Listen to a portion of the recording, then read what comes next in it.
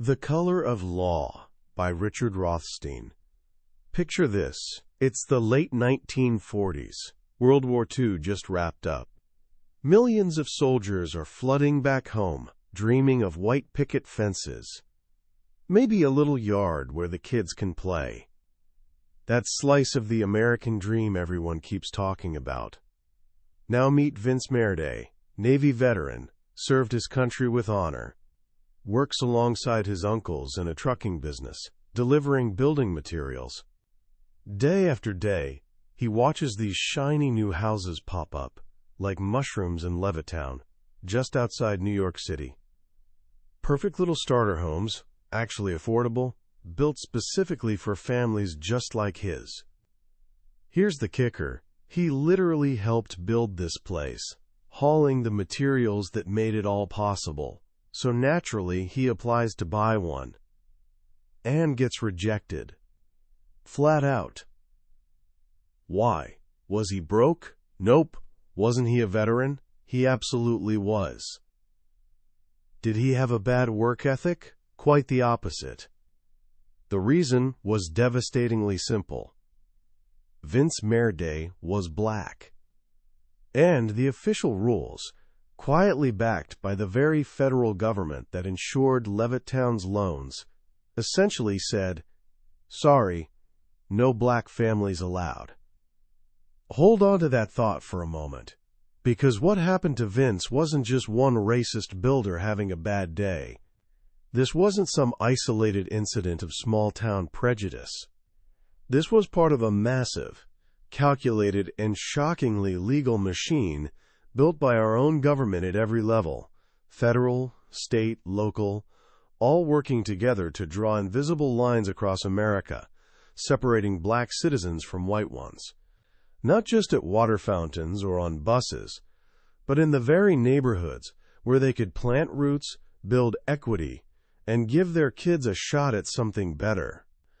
Today we're pulling back the curtain on this hidden chapter of American history with a book called The Color of Law, A Forgotten History of How Our Government Segregated America by Richard Rothstein.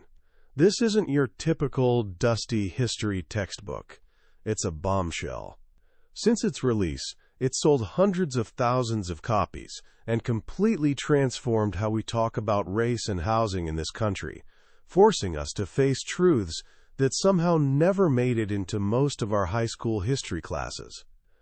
Rothstein is the kind of meticulous researcher who spent years elbow-deep in archives, court documents, and government files. What he unearthed challenges pretty much everything most of us assumed about why American cities look the way they do today, why certain neighborhoods are predominantly black and struggling, while others are overwhelmingly white and thriving. You've probably heard the term de facto segregation thrown around. The idea that neighborhoods just naturally sorted themselves out this way. Maybe through private prejudice, economic differences, or people simply choosing to live near folks who look like them. Rothstein looks at that explanation and says, hold on a second. That's not what really happened. The deep, lasting segregation we see today, he argues with meticulous evidence, is de jure, meaning it was deliberately created by law, by explicit government policy. By the time we're done here, you'll understand how policies with bureaucratic names like racial zoning, redlining, and restrictive covenants weren't just abstract legal jargon. They were powerful weapons wielded by officials from presidents all the way down to local zoning boards, systematically engineering a divided nation. You'll see how these weren't just about keeping people apart geographically. They were about systematically blocking black families from the single biggest wealth-building opportunity of the 20th century, owning a home in appreciating suburbs, creating economic gaps that echo through generations right down to today. This isn't ancient history gathering dust. This is the bedrock foundation of modern America. And understanding it is absolutely essential if we want to make sense of the challenges we're still wrestling with. So let's dive in. Where does this story really begin? Most of us think of segregation as primarily a Southern thing, born from slavery and Jim Crow. And sure, that's definitely part of the picture. After the Civil War, and that brief, hopeful period called Reconstruction, federal troops pulled out of the South, and a brutal wave of violence and discriminatory laws shoved black citizens right back into second-class status. Think about horrific events like the Hamburg Massacre in South Carolina, where white supremacists murdered black men specifically to stop them from voting and seize control of state government. This terror, combined with the exploitative sharecropping system, trapped countless black families in cycles of poverty and powerlessness throughout the South. But here's where Rothstein's research gets really eye-opening. This obsession with racial separation wasn't just a Southern phenomenon.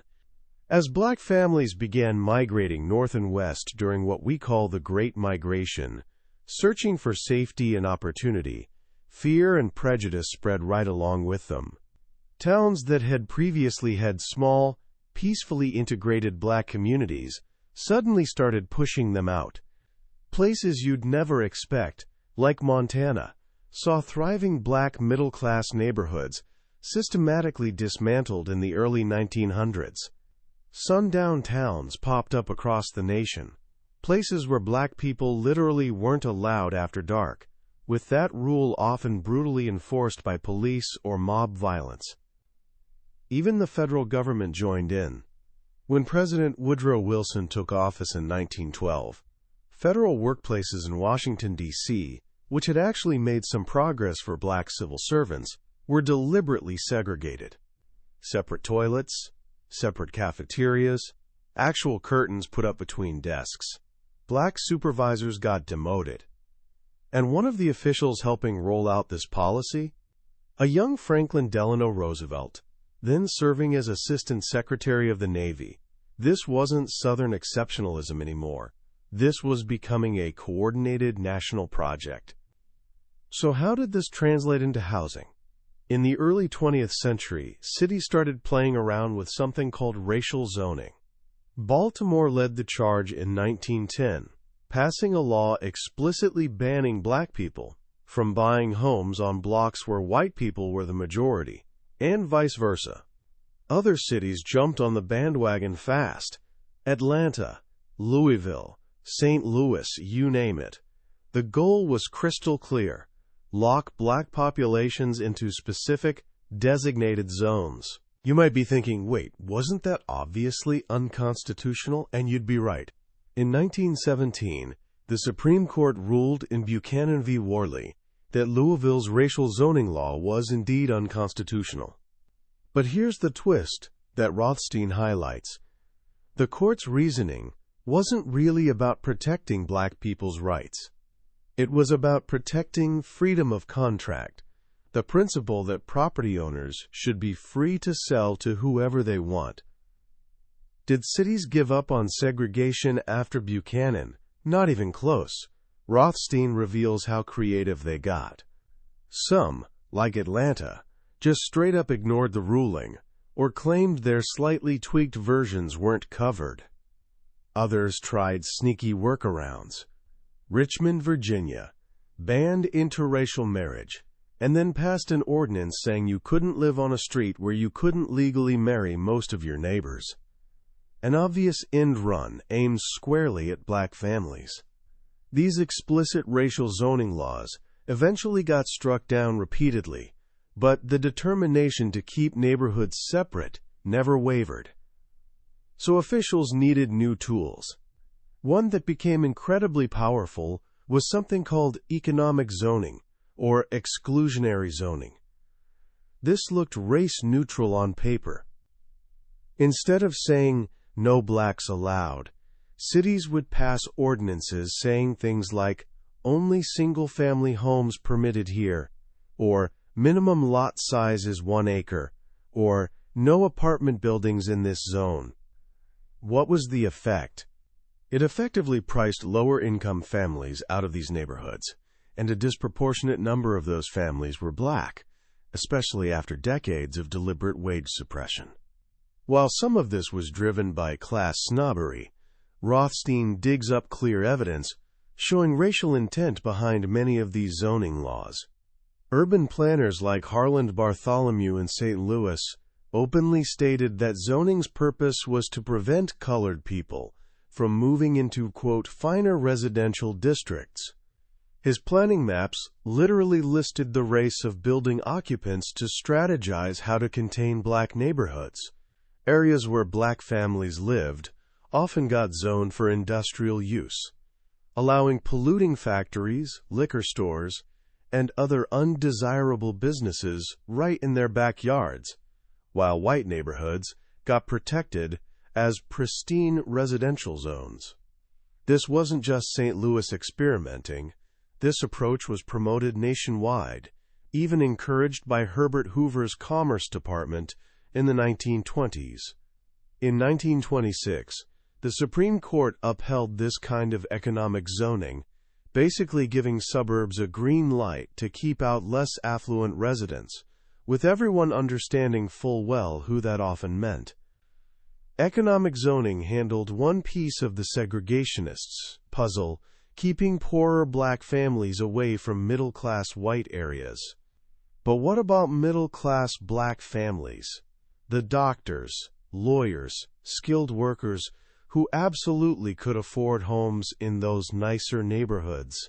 For them, another set of tools was needed. This brings us to the federal government's role, which truly scaled segregation up into a nationwide system, especially during and after the Great Depression and World War II.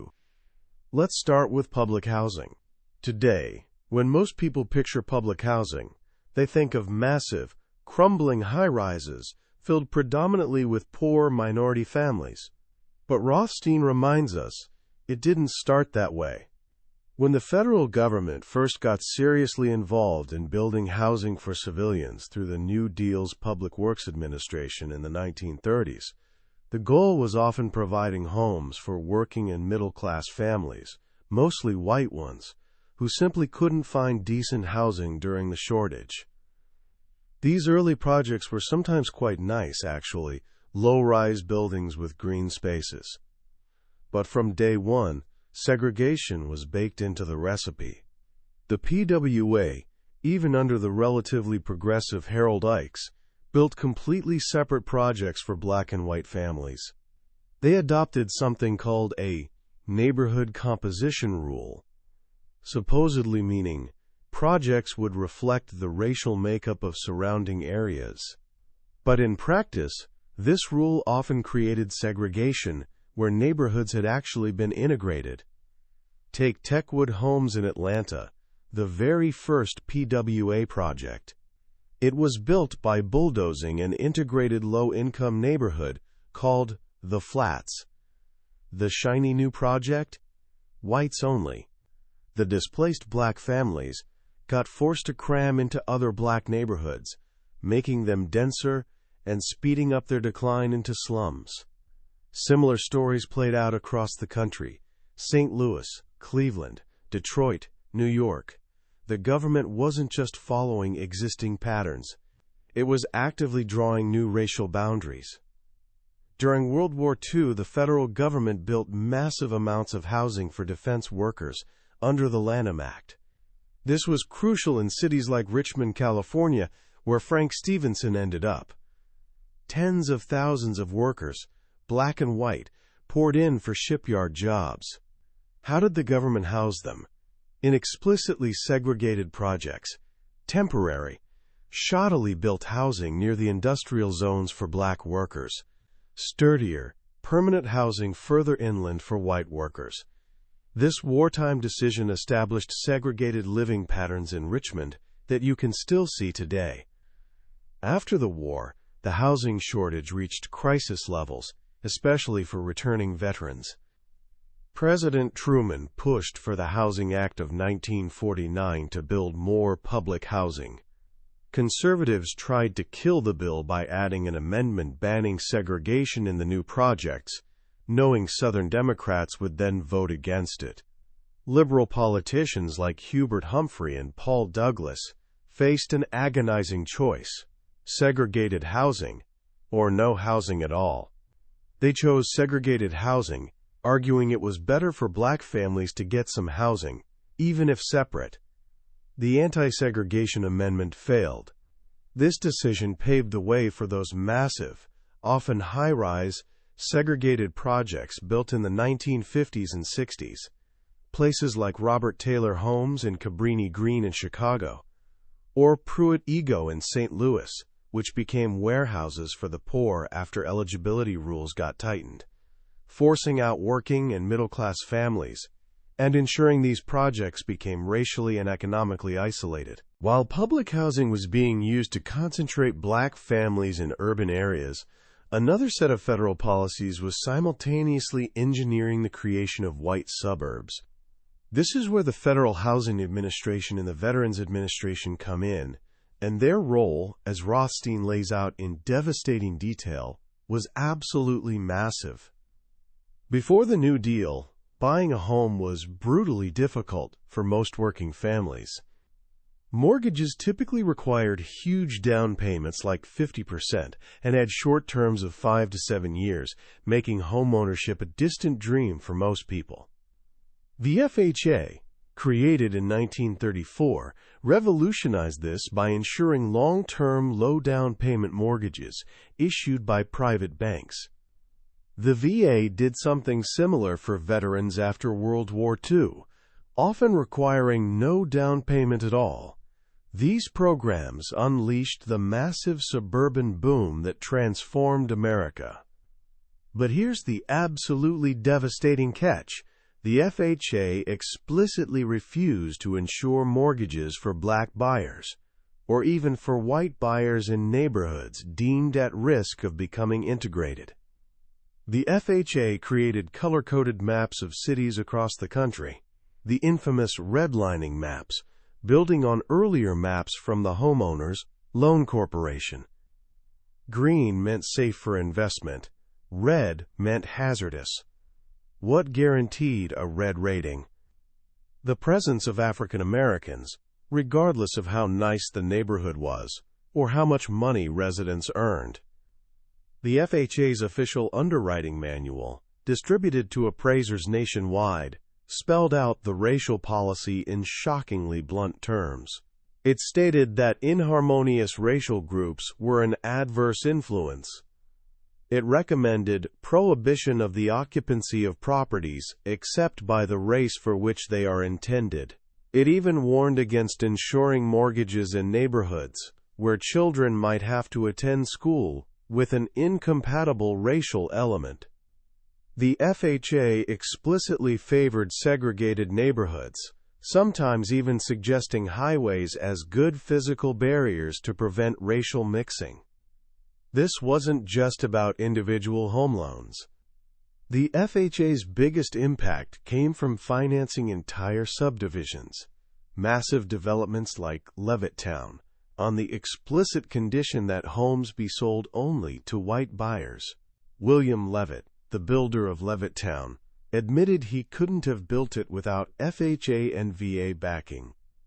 And that backing came with the absolute requirement that no homes be sold to black families. The FHA even required builders like Levitt to include racially restrictive covenants in the property deeds, legal promises that buyers would never resell to an African American. Think about Vince Meriday again. He wasn't denied because of his personal credit or work history. He was denied because the entire financial system backing Levittown was deliberately designed to exclude him based purely on his race, a policy mandated and enforced by his own federal government. Multiply his story by millions, across thousands of new suburbs built from the 1930s through the 1960s, and you start to grasp the staggering scale of this government-created segregation. Now let's dig deeper into those restrictive covenants. These weren't exactly new when the FHA era rolled around. Clauses barring resale to any Negro or native of Ireland existed way back in the 19th century. But they absolutely exploded in popularity after the Buchanan ruling struck down racial zoning, becoming the go-to tool for private developers and neighborhood associations wanting to maintain segregation. These covenants were literally written into property deeds as binding legal promises. Sometimes they barred specific groups, black people almost universally, but often also Jews, Italians, Asians, or others deemed non-Caucasian. The language was often jaw-droppingly offensive, lumping people together with nuisances like slaughterhouses or insane asylums. Initially, enforcing these could be tricky if it was just one isolated deed. So neighborhood associations formed, getting homeowners to sign mutual agreements promising never to sell to black families. Developers like J.C. Nichols in Kansas City perfected this approach, creating large districts where buying a home automatically enrolled you in an association sworn to racial exclusion. By the 1940s, huge portions of cities like Chicago, Detroit, Seattle, and Los Angeles and their suburbs were completely blanketed by these covenants. Supporters argued these were just private agreements, outside the Constitution's reach, but Rothstein powerfully demonstrates how deeply government was involved. How? State courts routinely enforced these covenants, issuing legal orders to evict black families who'd managed to buy homes in restricted areas. Judges across the country upheld this practice, buying into the, quote, private agreement argument. Local governments actively promoted covenants, sometimes even sending city workers door-to-door to get signatures. And, critically, the FHA didn't just tolerate covenants, it required them. The FHA manuals explicitly recommended that deeds include prohibitions on resale to African Americans, with appropriate provisions for enforcement, meaning the legal right for neighbors to sue for eviction. Developers getting FHA financing for projects like Rollingwood or Levittown had to put these clauses in the deeds. The federal government wasn't passively allowing discrimination, it was actively mandating it as a condition for receiving federal support. This system faced a major challenge in 1948, with the landmark Supreme Court case, Shelley v. Kramer. The court finally acknowledged that while private individuals might discriminate, court enforcement of restrictive covenants involved state action and therefore violated the 14th Amendment's guarantee of equal protection. Seemed like a huge victory, right? But Rothstein documents what he calls massive resistance to Shelley, particularly from the federal government itself. The FHA commissioner actually declared the ruling would in no way affect the programs of this agency. They kept right on insuring mortgages on properties with existing covenants, and dragged their feet for nearly 2 years before even nominally stopping the insurance of new mortgages with explicit racial covenants. And even then, they basically winked at gentlemen's agreements or covenants cleverly disguised to require neighbor approval for sales.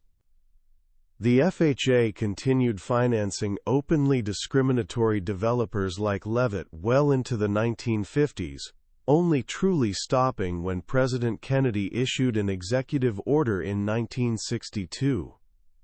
State courts also tried workarounds, allowing neighbors to sue for money damages instead of eviction if a covenant got broken, a practice the Supreme Court didn't fully shut down until 1953. It's a genuinely shocking story of federal defiance of the Supreme Court specifically to keep segregation alive. Even with court enforcement of covenants finally banned, the forces working against black families seeking better housing remained formidable, and government often played a role in enabling other nasty tactics. We've touched on blockbusting. Remember how real estate agents in East Palo Alto panicked white families into selling their homes cheap, then flipped them to black families at inflated prices? This predatory practice happened nationwide. Rothstein argues blockbusting was only possible because of FHA policies. By denying black families mortgages and restricting them to just a handful of neighborhoods, the FHA created the desperation that allowed speculators to exploit both black buyers, charging outrageous prices, often through exploitative contract sales, where families built zero equity and could be easily evicted, and panicked white sellers. State regulators often turned a blind eye, licensing brokers engaged in blockbusting, while real estate boards punished those brave enough to try integrating neighborhoods.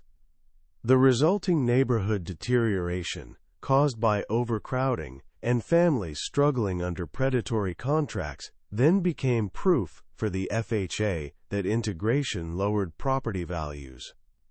A vicious, self-fulfilling prophecy entirely created by government policy. Local governments also deployed subtler tactics. Remember the fight over housing near the Ford plant in Milpitas?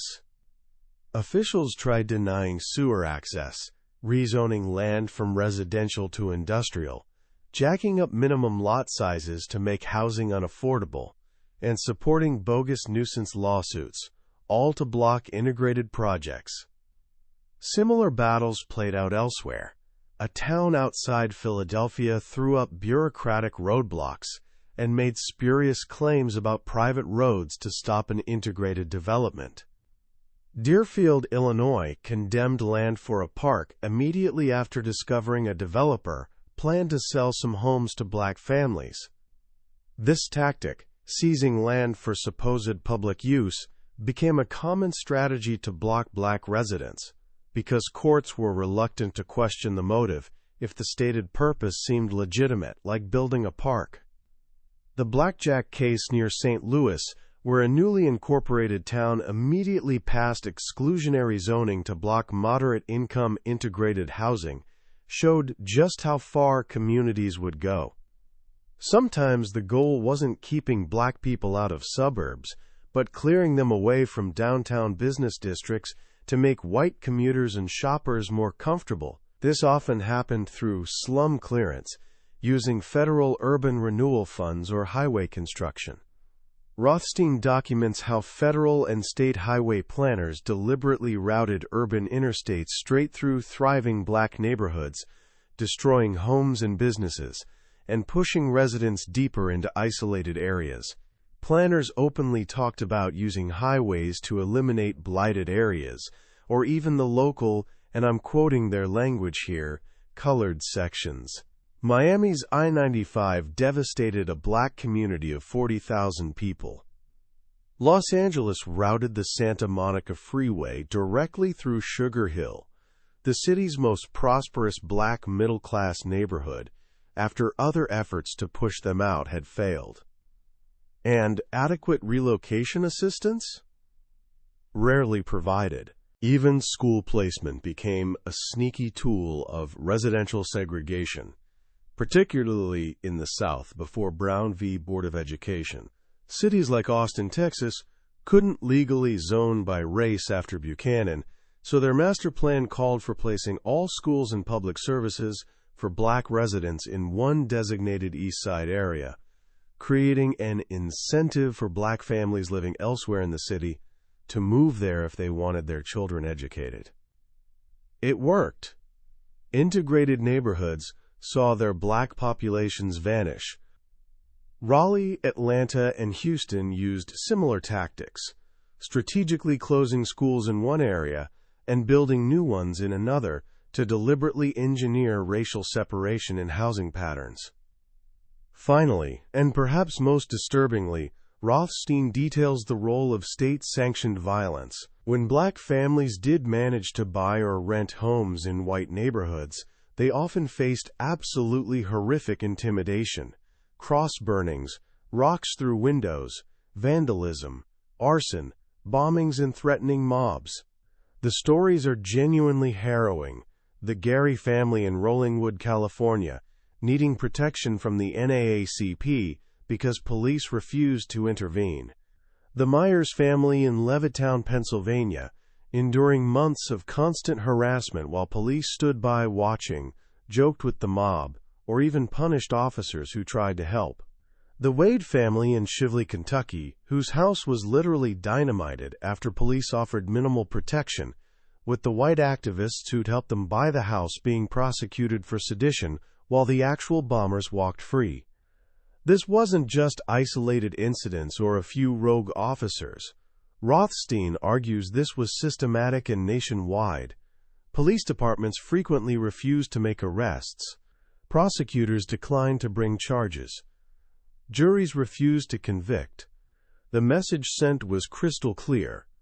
Violence to maintain segregation would be tolerated, if not quietly encouraged. This persistent, systematic failure of law enforcement to protect black citizens exercising their constitutional right to live wherever they chose constitutes, Rothstein argues, yet another form of government-created segregation. The fear generated by this violence undoubtedly stopped countless other black families from even attempting to integrate. Now, some people might still argue, okay, maybe there was government discrimination back then, but isn't the main reason for segregation today simply that black families, on average, earn less and can't afford to live in those middle-class neighborhoods? Rothstein tackles this argument head-on, showing that even the income gap itself is partly a direct result of deliberate government policies designed to suppress black wages and economic opportunities. For decades after slavery, systems like sharecropping and convict leasing kept many black Southerners trapped in a state of debt peonage, unable to earn fair wages or save money. When black workers migrated north, they faced a different set of obstacles, often government-supported. New Deal programs like Social Security, minimum wage laws, and protections for labor unions initially excluded agricultural and domestic workers, occupations where black workers predominated. The National Recovery Administration codes often set lower wages for jobs typically held by black workers.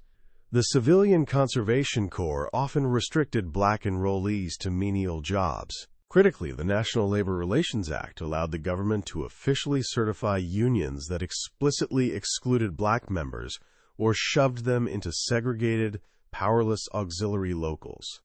During World War II, despite desperate labor shortages, defense industries, often operating with government contracts under federal oversight, worked hand in glove with discriminatory unions like the Boilermakers in the shipyards to keep black workers out of skilled, higher-paying positions. Even President Roosevelt's Fair Employment Practices Committee, created under pressure, proved largely toothless at combating this discrimination. After the war, discriminatory unions, still officially certified by the government, excluded black workers from construction trades during the massive suburban building boom. The GI Bill, while truly transformative for white veterans, was often administered locally in ways that denied black veterans mortgage benefits or steered them toward vocational training instead of college. State employment services routinely channeled black job seekers into lower-paying work.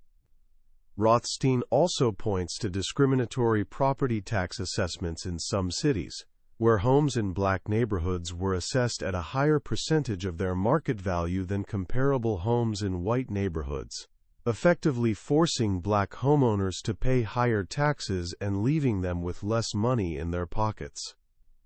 Furthermore, segregation itself imposed extra costs. Because housing options were so severely limited, landlords and sellers in black neighborhoods could charge inflated prices and rents, eating up a larger chunk of black families' incomes and making it harder to save for a down payment. Higher commuting costs also ate into earnings, as jobs moved to suburbs where black workers weren't allowed to live. The cumulative effect of these policies was absolutely devastating. They systematically depressed black incomes and blocked wealth accumulation, particularly through home equity. So when Rothstein argues that many black families, Inability to afford suburban homes today is a result of government-created segregation, not an independent cause. He's pointing to this long, deliberate history of government-sponsored economic suppression that marched hand in hand with housing discrimination. So where does all this leave us? Rothstein argues that the segregation created by these explicit government policies didn't just magically vanish when the Fair Housing Act passed in 1968. The effects are deeply embedded in the physical geography of our cities and suburbs, and in the persistent, yawning wealth gap between Black and white Americans. White families who bought subsidized homes in appreciating suburbs decades ago gained hundreds of thousands of dollars in equity, wealth they could tap for emergencies, college tuition, retirement, or pass down to their children. Black families, largely shut out of this opportunity, remained renters or bought homes in neighborhoods where values stagnated or declined, sometimes falling victim to predatory lending even decades later. Today, the median wealth of white households is vastly greater, more than 10 times greater, than the median wealth of Black households. This isn't just some unfortunate economic disparity. It's a direct legacy of government-created segregation, because wealth and economic status tend to get passed down through generations, and because children growing up in segregated, high-poverty neighborhoods face enormous disadvantages in education and opportunity. The segregation established 50 or 70 years ago continues replicating itself. Even seemingly race-neutral policies today, like the mortgage interest deduction, which primarily benefits higher-income suburban homeowners, or prioritizing highway funding over public transit, can end up reinforcing segregation patterns created by earlier, explicitly racist policies. Modern housing programs like Section 8 vouchers and low-income housing tax credits, while well-intentioned, often end up concentrating low-income minority families in already segregated areas due to landlord discrimination, inadequate voucher amounts, and fierce community opposition in wealthier neighborhoods. The picture Rothstein paints is stark and deeply uncomfortable. He argues that because our segregation was created by deliberate, unconstitutional government action, we have a constitutional obligation to remedy it. Simply stopping the active discrimination isn't enough. We need proactive policies to actually undo the damage. Reading The Color of Law is honestly a pretty sobering experience. It forces you to confront a history that's not just uncomfortable but genuinely challenging to our national self-image. The idea that those neat lawns and quiet streets of many American suburbs were literally built on a foundation of explicit government-mandated racial exclusion is a really difficult truth to swallow. What Richard Rothstein does so powerfully is completely dismantle the comforting myth that segregation just sort of happened. He shows us, step by painstaking step, policy by policy, court case by court case, how it was meticulously constructed. It wasn't an accident or an unfortunate side effect. It was a design, a blueprint. And recognizing that design, recognizing the deliberate intent behind it, changes absolutely everything. It shifts segregation from being a regrettable outcome of private choices to being a profound, ongoing violation of our constitutional principles. A violation that continues casting a long shadow over millions of lives right now. The most powerful lesson for me, and hopefully for you too, is understanding the immense, multi-generational impact of denying access to homeownership. Owning a home in post-war America wasn't just about having a roof over your head. It was the primary engine of wealth creation for the middle class. By systematically locking Black families out of that engine, through redlining, through FHA and VA discrimination, through support for restrictive covenants, through tolerating violence, the government didn't just deny them houses. It denied them wealth, stability, opportunity, and the ability to pass those advantages down to their children and grandchildren. That $200,000 plus wealth gap between the white family who bought in Levittown and the equally qualified black family, like Vince Mertes, who got shut out. That's not just abstract economics, that's the direct, tangible, measurable result of government-created segregation. So what do we actually do with this knowledge? Rothstein himself acknowledges that undoing this legacy is incredibly difficult.